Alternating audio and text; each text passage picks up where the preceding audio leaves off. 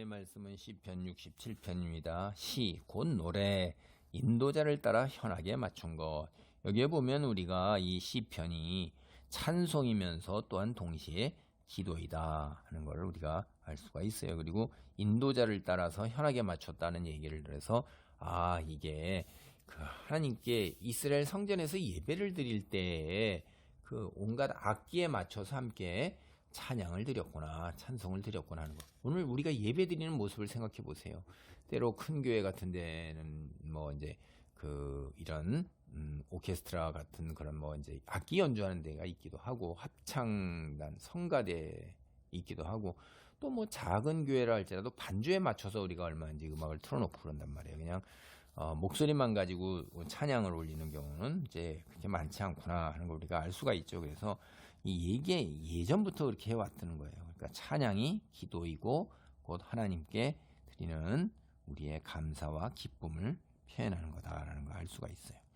이게 67편은 65편, 66편, 67편이 다 이게 이스라엘 선민 국한된 편협한 것이 아니라 범세계적인 거예요.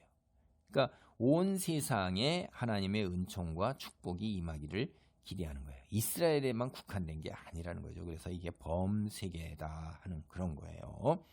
사실 이러한 것은 이스라엘이 그 온 세상 나라에게 우호적인 제사장의 나라가 돼야 된다는 거예요. 제사장이 뭐죠?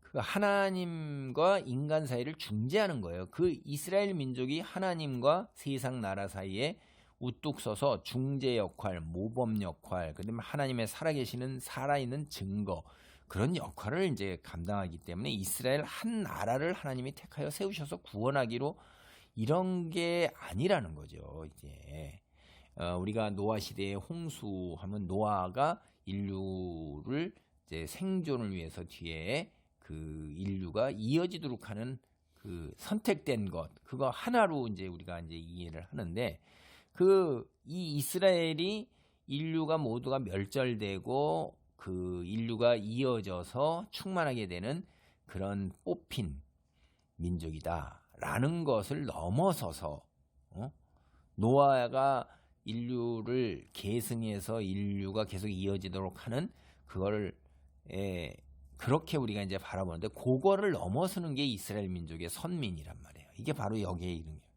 이건 새로운 사명이 아니에요. 이게 출애굽 때부터 존재했던 사명이에요. 출애굽기 16장 6절, 그리고 창세기 12장 1절로 3절을 보면 아브라함이 받은 축복 이 자체가 뭐죠?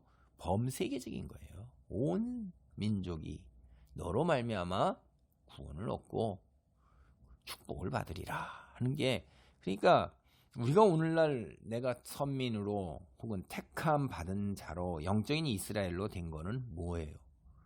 나를 하나님께서 이 땅에서 잘 먹고 잘 살게 하시고, 나를 하나님께서 빛의 자녀로 하나님이 구원을 허락하시고 영광 누리게 하는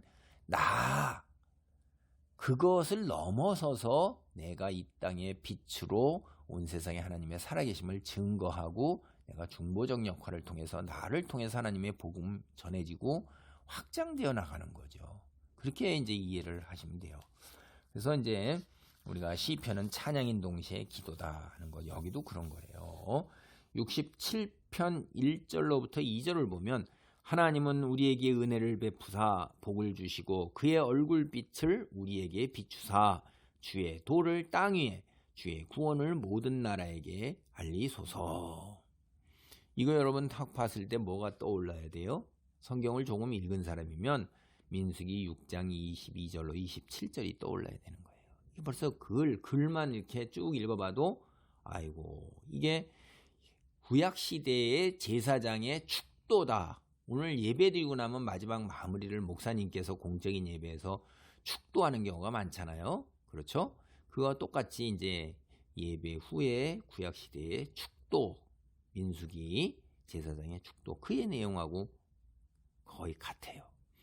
한번 보겠습니다. 여호와는 내게 복을 주시고 너를 지키시기를 원하며, 여호와는 그의 얼굴을 내게 비추사 은혜 베푸시기를 원하며, 여호와는 그 얼굴을 내게로 향하여 드사 평강 주시기를 원하노라 할지니라. 그러니까 하나님께서 모세에게 제사장인 아론과 그의 아들들이 주님의 전에 찾아와 예배를 드리고 떠나는 주의 백성들에게 이렇게 민수기와 같은 이런 축도로 복을 빌어주라고 직접 말씀하신 거예요. 그러니까 이 엄청난 축복이죠. 이게 바로 1절의 내용과 거의 같다 이 말이에요. 그래서 이 축도를 이제 기억하면서 하나님께 찬양과 기도를 시작하는 거예요. 그러니까 이 축도가 의미하는 바를 오늘날 자기의 삶에 적용시키고자 했던 것입니다. 핵심이 뭐예요? 이 축도의 핵심이 주님의 얼굴을 우리에게 비춰주시는 거예요. 주님의 얼굴을 우리에게 비춘다 하는 건 비유적으로 주님의 임재입니다. 주님이 임재하시면 거기에 축복이 있는 거예요. 주님의 임재와 축복은 뗄 수 없는 굉장히 밀접한 관계다 하는 거죠. 그래서 주님이 얼굴을 우리에게 비추신다 하는 건 하나님께서 임재하시는데 그냥 속된 말로 놀러 오셔요? 왜 임재하셔요? 분주하시고 오늘도 살아서 역사하시고 우주를 운행하고 계시는 하나님께서 우리에게 왜 임재하시겠어요? 우리가 하나님께 기도드리고 간구하고 그러기 때문에 우리의 형편을 헤아리셔서 오시는 거잖아요. 우리가 이 땅에 살면서 좋은 날만 있는 것이 아니라 어렵고 힘든 날, 곤고한 날이 있어요. 궁핍한 날이 있어요. 그럴 때 하나님께서 우리에게 찾아오셔서 임재하셔서 얼굴을 비추어 주셔서 얼굴빛을 딱 얼굴을 쑥 내미셔서 얼굴빛이 얼마나 빛나는 광채가 우리의 삶을 착 덮는 거예요. 그래서 우리의 그 어려움과 궁핍함과 고통과 곤고함을 다 해결해 주신다 이 말이에요. 이 축도가 이스라엘 백성에게 이제 복을 빌어준 거죠. 그런데 오늘 이 노래에서는 열방에게 온 세상 모든 사람들에게 오픈되어 있는 거예요. 개방되어서 복을 빌어주고 있는 것입니다. 하나님의 축복의 범위가 이스라엘이라는 주의 백성으로만 하나님의 축복의 범위가 오늘날로 치면 교회 다니는 사람 아니 구원받고 하나님께 백성으로 인정받은 사람에게만 국한되는 게 아니에요. 하나님께서 태양빛과 따스한 공기와 물과 토양과 숨 쉴 수 있는 공기뿐만 아니라 살아갈 수 있도록 필요한 모든 것을 믿는 사람만 공급해 주시나요? 아니잖아요. 우리가 일반 은총이라는 걸 다 알아요. 우리는 또 거기에다 플러스 알파 특별 은총까지 받은 거죠. 그래서 이스라엘을 사랑하시는 하나님께서는 또한 모든 민족 그 생명체 다 사랑하시는 거예요. 하다못해 공기, 돌, 바위, 흙, 풀뿌리 하나까지 사랑하신다 이 말이에요. 그래서 우리는 하나님의 축복이 온 세상에 임하기를 간절히 축복하는 거고 이 우리 사도 바울도 그랬어요. 온 피조물조차도 모든 바위나 돌까지도 물까지도 하나님 원래 원창조대로 회복되기를 간구한다 이런 얘기를 해요. 그래서 온 축복 하나님의 축복이 모든 것에 하나님이 창조하신 모든 것에 다 임하기를 바라는 거예요. 세상에 임하기를 바라는 축복 물질적인 풍요로움입니다. 그런데 그것을 포함해서 더 먼저 근본적인 것은 온 세상이 하나님을 아는 축복을 누리게 되기를 원해요. 근데 우리가 이 성자들이나 앞에 이 사도들 보면 심지어 돌들도 찬양한다고 그랬어요. 이게 나무나 새 다 하나님 찬양하잖아요. 인간이 제일 무지하고 귀가 막히고 눈이 멀어가지고 하나님을 모르는 거예요. 그런데 하나님을 아는 축복 이게 굉장히 근본적인 건데 그 축복이 임하기를 얘기하는 거예요. 하나님께서는 주님의 길을 온 땅 위에 주님의 구원을 모든 나라에 알리시라고 그렇게 이 오늘 찬양을 하고 있습니다. 사람이 누리는 물질적인 풍요로움보다 하나님을 아는 것이 더 큰 축복이라고 확신하기 때문에 그렇게 얘기하는 거예요. 이거 맞는 얘기죠. 물질적 축복은 잠깐 있다 가는데 하나님을 아는 축복은 이제 우리가 이 땅에서 육신의 장막을 벗은 후에 물질적인 구속에서 벗어난 후에 영원한 시간에 누리는 은혜와 축복이기 때문에 아니 잠깐 누리는 장난감 자동차가 중요해요. 진짜로 이후에 계속해서 타고 다녀야 하는 진짜 자동차가 필요해요.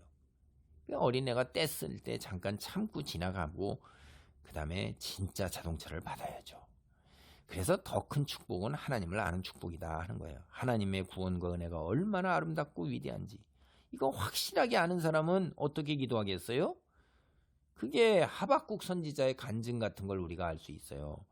하박국 3장 17절로 18절 보면 비록 무화과 나무가 무성하지 못하며 포도나무에 열매가 없으며 감람나무에 소출이 없으며 밭에 먹을 것이 없으며 우리의 양이 없으며 외양간에 소가 없을지라도 나는 여호와로 말미암아 즐거워하며 나의 구원의 하나님으로 말미암아 기뻐하리로다. 하나님 한 분만으로 만족하겠다는 거예요.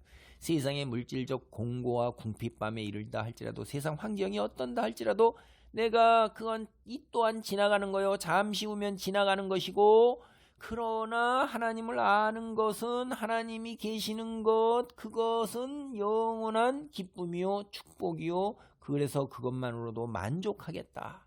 너무나 큰 것을 가졌기 때문에 비교조차 할 수 없는 작은 것들은 그거는 그냥 조금 섭섭하지만 불편하지만 감수하고 가겠다 하는 그런 표현인 거죠.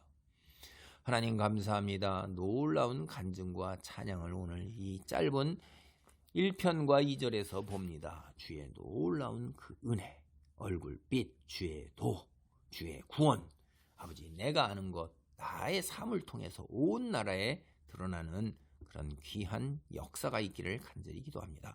그리스도인으로서 주어진 소명을 온전하게 감당하는 삶의 여정이 되도록 축복하여 주옵소서. 예수님의 이름으로 기도하옵나이다. 아멘.